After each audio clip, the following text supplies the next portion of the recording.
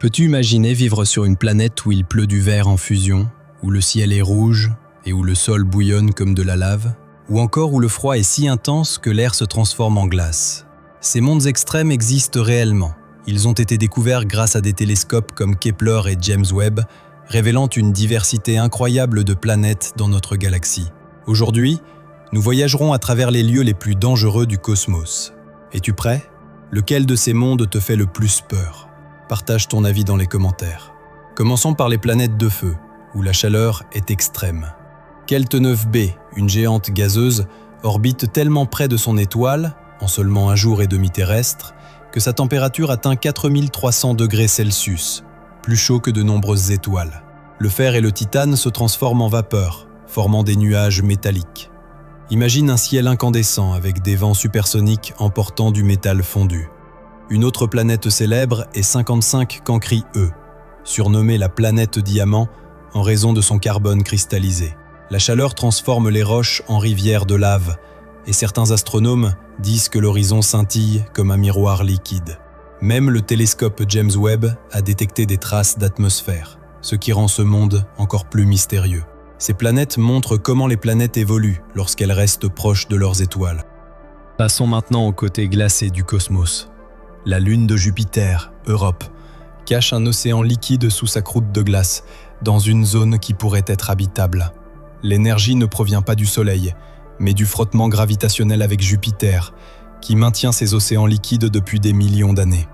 Encelade, lune de Saturne, éjecte des geysers d'eau et des molécules organiques dans l'espace.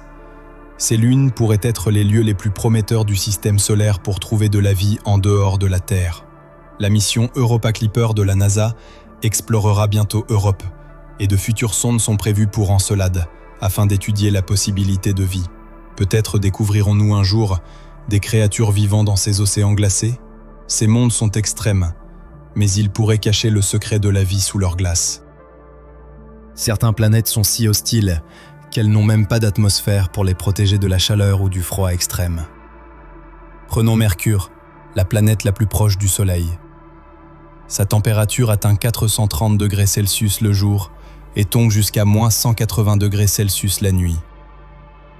Sans air ni nuages pour tempérer ces extrêmes, la surface alterne entre roches brûlantes et glace glaciale chaque jour. Le 13-2b est encore plus mystérieux. C'est une planète plus sombre que la peinture noire industrielle.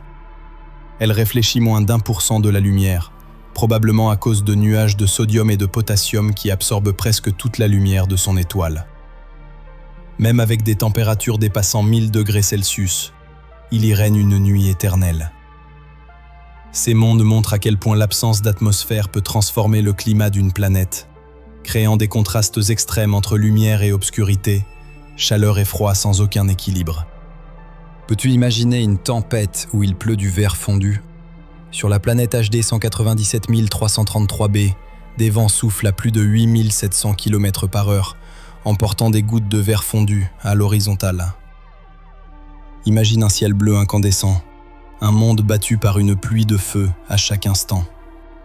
Sur notre propre Jupiter se trouve la plus grande tempête du système solaire, la Grande Tache Rouge, un ouragan gigantesque qui pourrait engloutir 2 terres. Même si sa taille a diminué de 40% depuis le 19e siècle, elle continue de modifier le champ magnétique de Jupiter avec sa puissance extrême. Quant à Neptune, ses vents atteignent 2100 km/h, avec des éclairs qui surpasseraient ceux de la Terre. Ces tempêtes cosmiques montrent la force brute de la nature lorsqu'elle est libérée de toute limite. Une énergie inimaginable qui nous rappelle à quel point notre planète est douce et sûre en comparaison.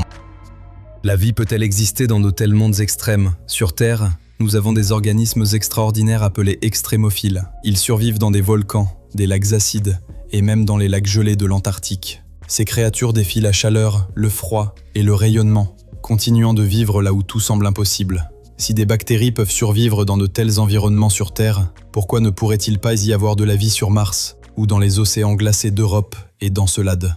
L'astrobiologie cherche ces réponses et chaque planète extrême nous enseigne quelque chose sur l'origine même de la vie. Les mondes de feu, de glace et d'obscurité montrent à quel point l'univers est divers et fascinant.